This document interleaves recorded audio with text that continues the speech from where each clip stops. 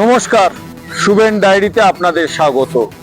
26-এর বিধানসভা নির্বাচনের আগে বিজেপি কিন্তু লড়াই করার জন্য প্রস্তুত হচ্ছে এবং এই 26-এর বিধানসভা নির্বাচন ঘিরে তারা ইতিমধ্যেই নির্বাচনী প্রভারী নিয়োগ করেছেন। কেন্দ্রীয় বন এবং জলবায়ু মন্ত্রী ভূপেন্দ্র যাদব আসন্ন পশ্চিমবঙ্গ বিধানসভা নির্বাচনের বিজেপির নির্বাচনী প্রভারী। তার সহকারী হয়েছেন ত্রিপুরার প্রাক্তন মুখ্যমন্ত্রী বিপ্লব দেব। যে বিপ্লব দেব একটা সময় ত্রিপুরাতে সিপিএমকে সরিয়ে দিয়ে ত্রিপুরাতে ক্ষমতায় এনেছিল বিজেপি, যার হাত ধরে সেই বিপ্লব দেব। কিন্তু বিপ্লব দেবের এই সহকারী প্রভারী নির্বাচন ঘিরে কিন্তু তৃণমূল বিদ্রুপ করতে ছাড়েনি। তৃণমূলের মুখপাত্র কুণাল ঘোষ ইতিমধ্যেই জানিয়েছেন, মাঝপথে যাকে মুখ্যমন্ত্রীর থেকে সরিয়ে দিতে হয় তাকে পাঠিয়েছে পশ্চিমবঙ্গে। কি বলবেন বলুন? ফলে সিদ্ধান্ত নেই যে এই বিজেপির তো এই চেহারা, এদের মানুষ অন্য রাজ্য থেকে যাদের সরায় তাদেরকে এখানে নামকা বাস্তে পাঠাচ্ছে। এখান থেকেও আমরা সব মিলিয়ে মানুষ তাদের রায় একেবারে বান্ডিল এক্সপোর্ট।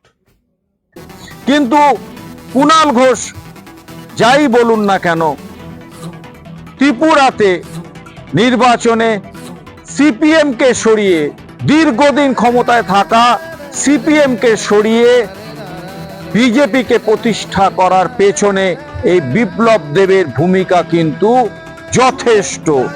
সেই কারণে এখনই হালকাভাবে এই বিপ্লব দেব বা ভূপেন্দ্র যাদব বা বিজেপিকে এত হালকাভাবে দেখাটা হয়তো ঠিক হচ্ছে না।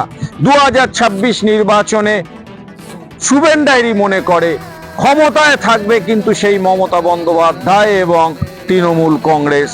হয়তো নির্বাচনে আসন সংখ্যায় একটা রকম ফের হবে, কিন্তু তৃণমূল যদি অতিরিক্তভাবে বিজেপিকে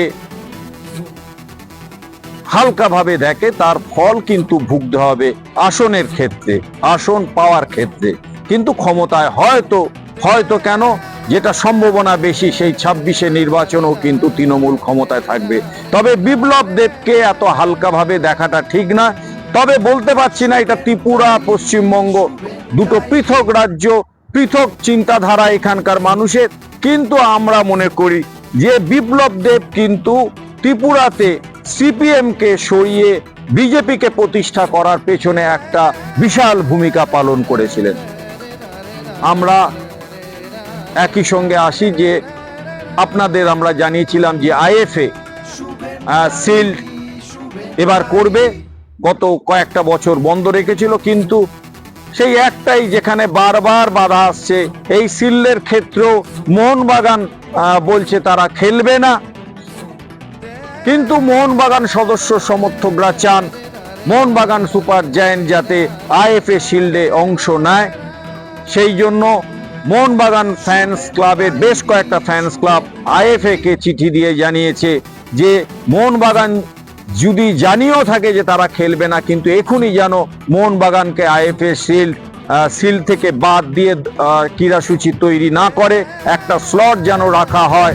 কারণ মোহনবাগান ফ্যান্স ক্লাব অর্থাৎ মোহনবাগান সমর্থকরা চাইছেন যে ডুরান্ড এবং ACL 2-তে ব্যর্থতার পর মোহনবাগান কিন্তু শিল্ডে খেলুক এবং শিল্ডে সাফল্য পাক। মোহামেডানও বলেছিল শিল্ডে খেলবে না, কিন্তু আইএফএ সচিবের দাবি যে মোহামেডানের কর্তাদের সঙ্গে তার আলোচনা হয়েছে, মোহামেডান সম্ভবত শিল্ড খেলবে, কিন্তু শিল্ড খেলতে রাজি নয় কলকাতার আই লিগে খেলার দল ডায়মন্ড হারবার FC অর্থাৎ তৃণমূল সাংসদ অভিষেক বন্দ্যোপাধ্যায়ের দল ডায়মন্ড হারবার কিন্তু পরিষ্কার জানিয়ে দিয়েছে তারা আইএফএ শিল্ড খেলবে না। এখন দেখার আইএফএ শেষ পর্যন্ত শিল্ডে কটা দলকে পায় এবং মোহনবাগান আদৌ আইএফএ শিল্ডে এবার খেলবে কিনা। কিন্তু শুভেন ডায়েরি মনে করে কলকাতার ঐতিহ্যশালী আইএফএ শিল্ড হয়তো সেই ঐতিহ্যের জৌলুস কিছুটা কমেছে, কিন্তু সবকিছুতেই বাধা, খেলবো না, ফুটবলার ছাড়বো না, কিছু কিছু ক্ষেত্রে আমার মনে হয় মোহনবাগান যেন অতিরিক্ত করছে, সদস্য সমর্থকদের মনের ইচ্ছাটাকে তারা দমিয়ে রেখে নিজেদের ইচ্ছা মতো চালাতে চেষ্টা করছে। কারণ সদস্য সমর্থকরা যদি ঘরের মাঠে তাদের প্রিয় দলকে খেলতে না দেখে, তাহলে তাদের মনে যে একটা আঘাত লাগে সেটা কবে মোহনবাগান ম্যানেজমেন্ট বুঝবে জানি না। এখন দেখার সত্যি সত্যি আইএফএ শিল্ডে কোন কোন দল শেষ পর্যন্ত অংশ নেবে, কিংবা আদৌ আইএফএ শিল্ডটা করা যাবে কিনা, এই সমস্ত কিছু জানার জন্য আরো কটা দিন অপেক্ষা করতে হবে। দেখতে থাকুন শুভেন ডায়েরি। ভালো লাগলে সাবস্ক্রাইব করুন, শেয়ার করুন। নমস্কার।